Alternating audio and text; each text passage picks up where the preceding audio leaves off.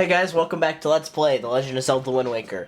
In the last part, we got some side questing started, and we are going to continue that in this video.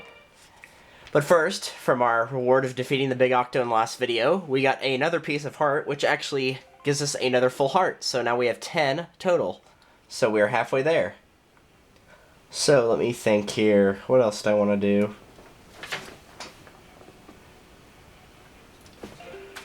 If I can find them, I know what I'd like to do next.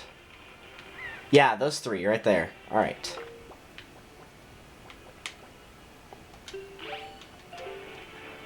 Oh, right, the wind direction's completely the opposite of what we want.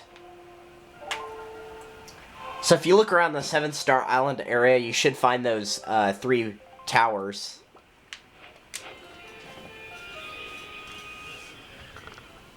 So now let's head out.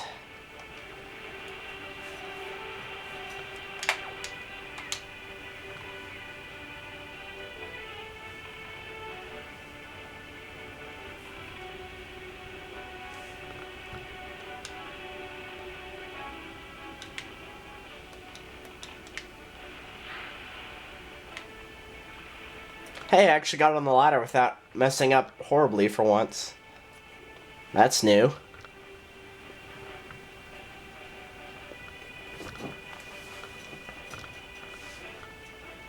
Alright, now if I remember correctly... Yep. We got whiz robes.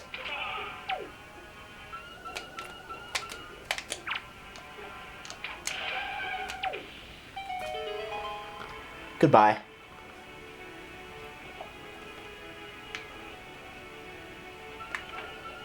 Yeah, well, before we fight you, this first one has a red rupee. We're 20, obviously.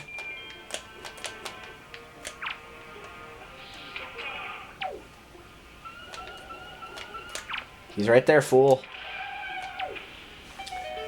The second one will give you probably the golden feather.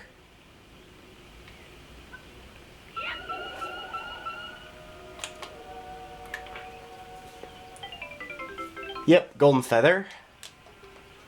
Because, as usual, the typical thing that we want is at the very end. But, of course.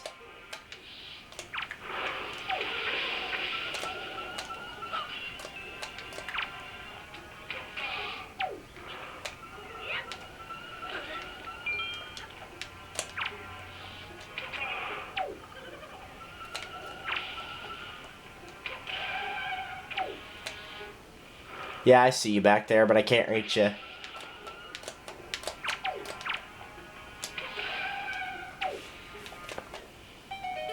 And for killing 2 of them, even though killing 1 wasn't hard at all, and killing 2 wasn't hard at all, there was really no difference whatsoever.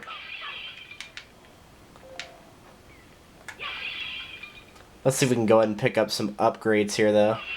Well, not some upgrades, but some health, magic, arrows, and bombs. Specifically arrows and bombs, though, because I'm running low on arrows. And now that I say that, I'm probably just going to get nothing but health and magic. Well, there's bombs. That's better than nothing, I guess.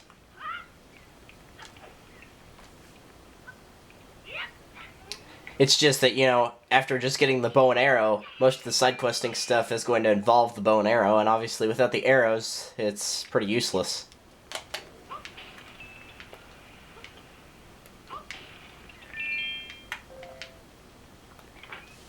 So now what we were actually hunting for in the first place of these 3 things...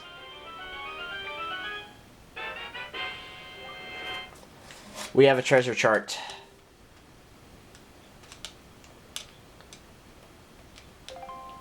Alright. Now where is the King of Red Lions? Ah, whatever, we'll find him. Charge! Oh hey, we found him. That wasn't hard.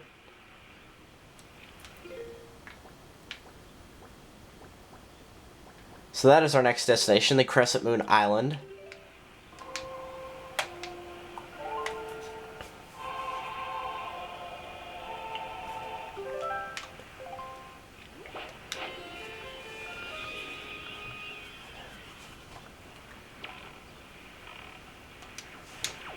It's a whirly wind! Come back! Aw, we missed it. Drat. Even though it doesn't do anything, it's always fun to hit one of those. Ah, well, can't win them all, I suppose.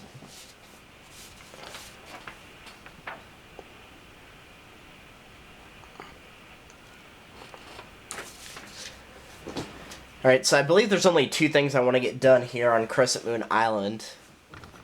Or around Crescent Moon Island, in this case. I don't think there's actually 2 things on it. I think there's just one on and one around it.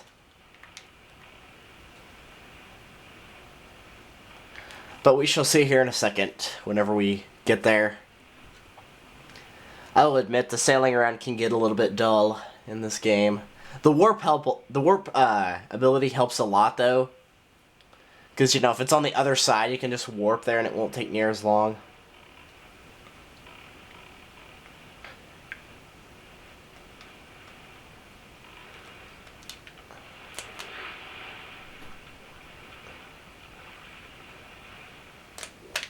Oh, hello. Weirdo. Yep, there you are.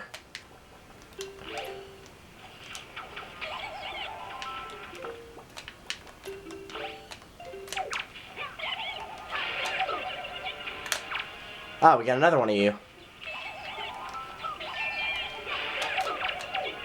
Did not expect to see 2 of them. I only expected 1, but I'm not going to complain. So, defeat those 2 chews or avoid them, either one. I'd definitely recommend swiping the chew jelly from them, however. And open the chest for... Yep, another treasure chart. Don't worry, these are actually going to come in handy, I promise. Even if it doesn't look like they will.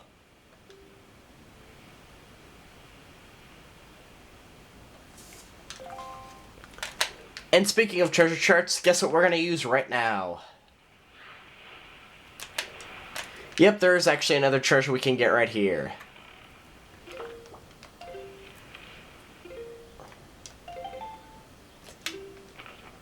That was not what I was looking for. We're going to use treasure chart 11.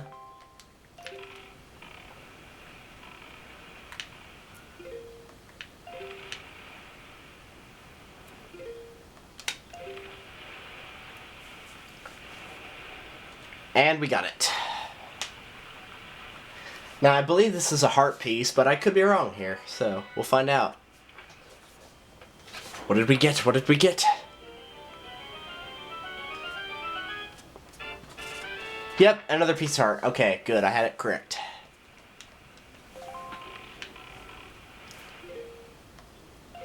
Ah! Go back, you fool.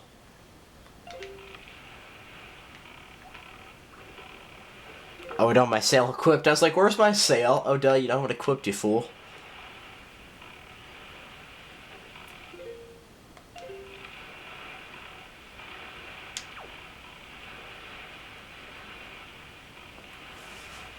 Now, you can't really see because my sail's in the way and it's nighttime. Now you can see it. There's a submarine right here. And we're going to want to head to that next.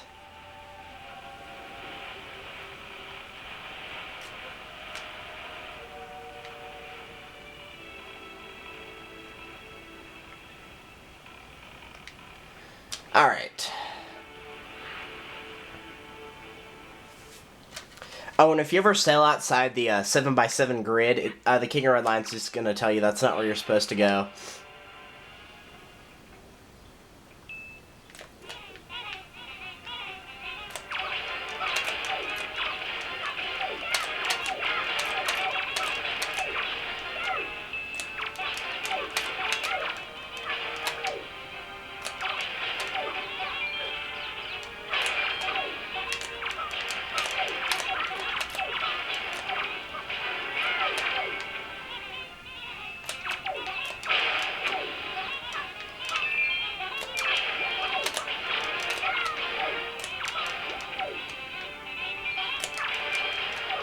Yes, I realize killing these mini blends is very tedious and boring because they all die in one hit, but it's got to be done.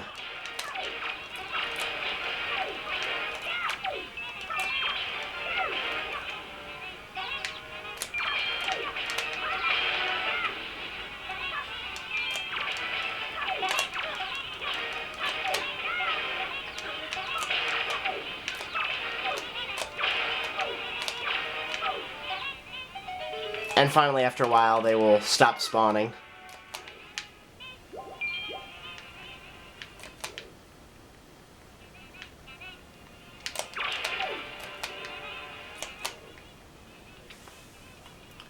Jesus, things are so annoying. They're not even hard, they're just annoying. They only took out like half a heart.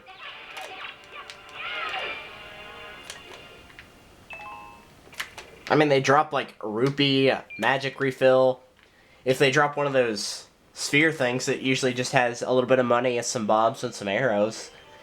So the rewards are they're actually pretty good for defeating an enemy that dies in one hit, and you don't have to use anything special on it. But yes, defeating this submarine and all of its enemies will give you another treasure chart. Which I know it seems like we're getting way, way too many of these, but trust me, they will come in handy eventually. Even if it doesn't seem like they will.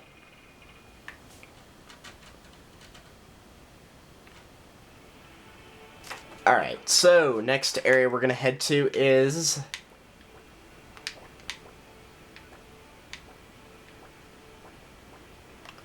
Still to the west. Okay, good.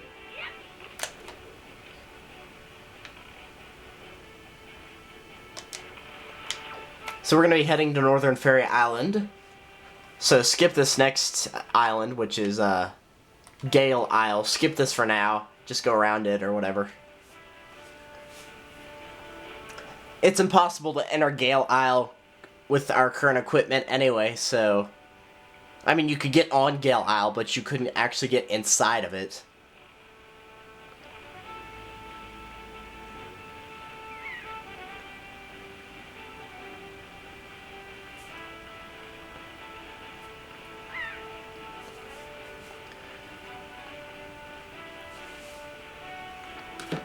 Might as well turn my volume up, get a little bit more music going here.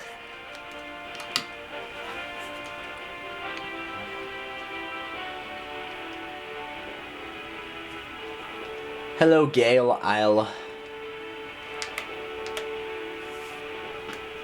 You could probably tell why we can't get in there, too. You can see the trees blowing around like crazy. How the trees are alive, I don't know, because there's nothing but rock. There was no soil or anything there except for rock. So there's just kind of like two random trees. But then again, I have no idea how those flowers were alive on the submarine, so... Oh well. That's Nintendo logic for you.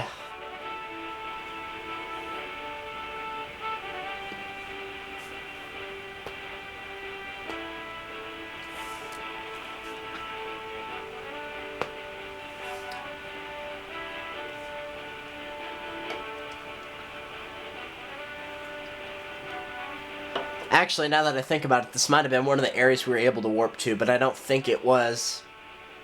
Because I know you're able to warp to one of the Triangle Isles or one of the Fairy Isles. But I guess it's not that big of a deal, so whatever.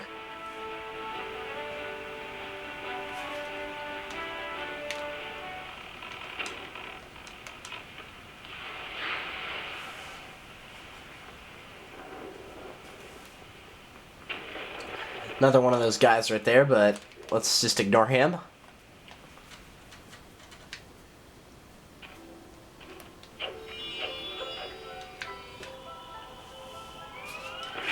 And now we meet yet another fairy. Despite the fact I would love for this to be an arrow upgrade, it's not.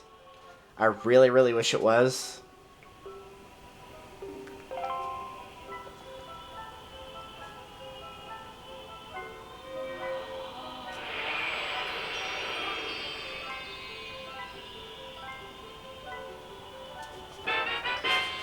So yep, it's another wallet. Now we can hold up to 5,000 rupees, which might seem like way too much, but it's actually not, so... I wouldn't say go around scavenging for each rupee, but if you happen to find an area where you can get some rupees, I definitely recommend doing so.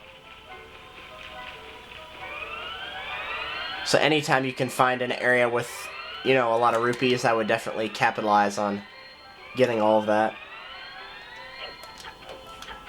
Because there's one part in the game that requires you to use a lot of money. And I do mean a lot of money.